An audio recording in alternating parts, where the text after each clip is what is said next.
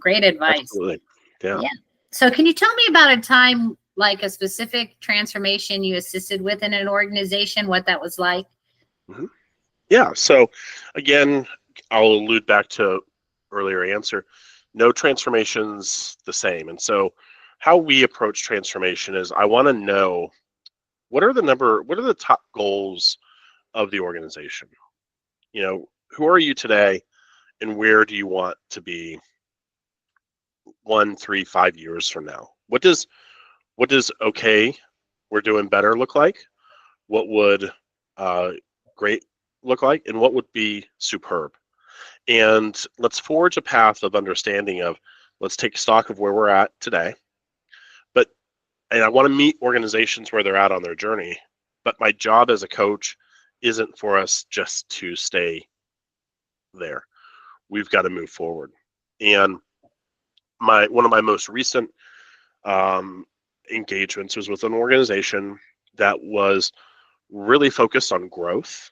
They're in a financial sector, um, and they wanted to grow their customer base. They also wanted to go through a brand refresh, which is different than a rebrand. I've gone through that with companies before. But they also had made the determination that they wanted to get into a couple different new lines of business and be a bigger competitor in the space. And so that actually turned into an opportunity of an acquisition.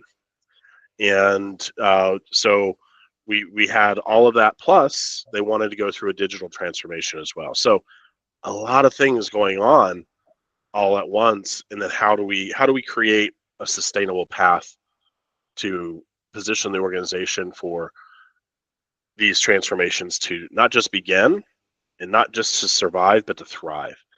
And so it's been, um, you know, going on 18 months working with them to get to that point. And they're within, right now, as we sit and talk today, probably within 45 to 60 days of closing on that acquisition. And they've been implementing and working in agile ways. We're helping them implement the new approach to their fintech, and all exciting stuff, which is awesome to see. What were some of the decisions you had to make, and then some of the pros and cons for some of those decisions that you could share with us? At the heart and soul, Sandy, we think about, we say agile transformation. It's actually so much more than that. It's actually a cultural transformation.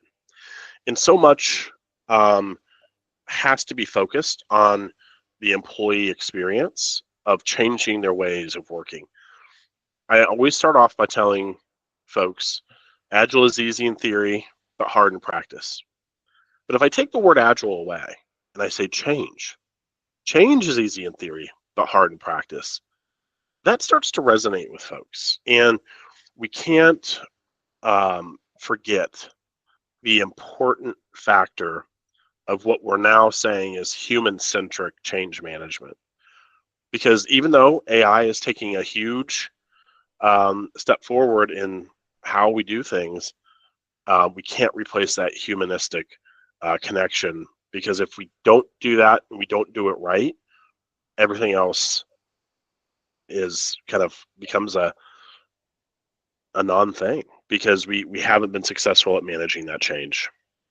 So with this particular example of organizational agile transformation and change, what would you do differently if you could do it again?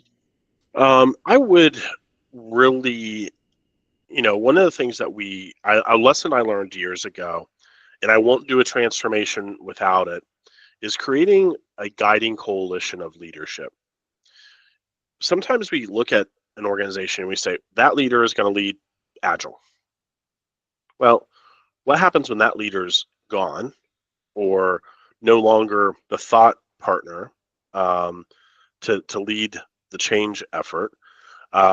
We actually need a broad-based group, a guiding coalition that I refer to as ALT, Agile Leadership Team.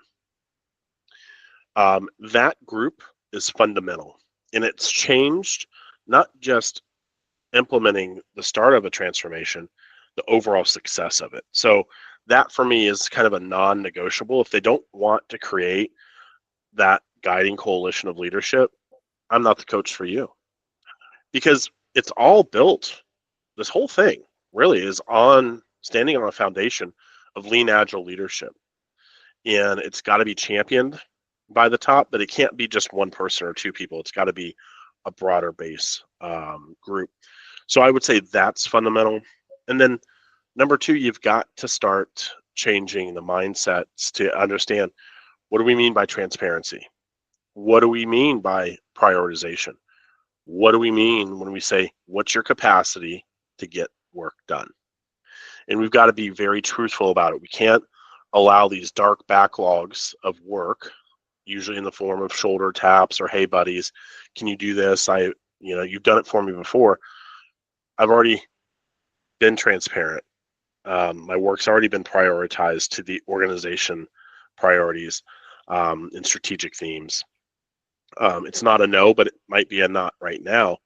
So that leads to the capacity piece. And these all play a big part in that, Sandy, for me, is the sooner I can get in and help not just leadership understand that, but then start to help the organization understand that and start to execute, it almost becomes the game changer. It's the light bulb moment.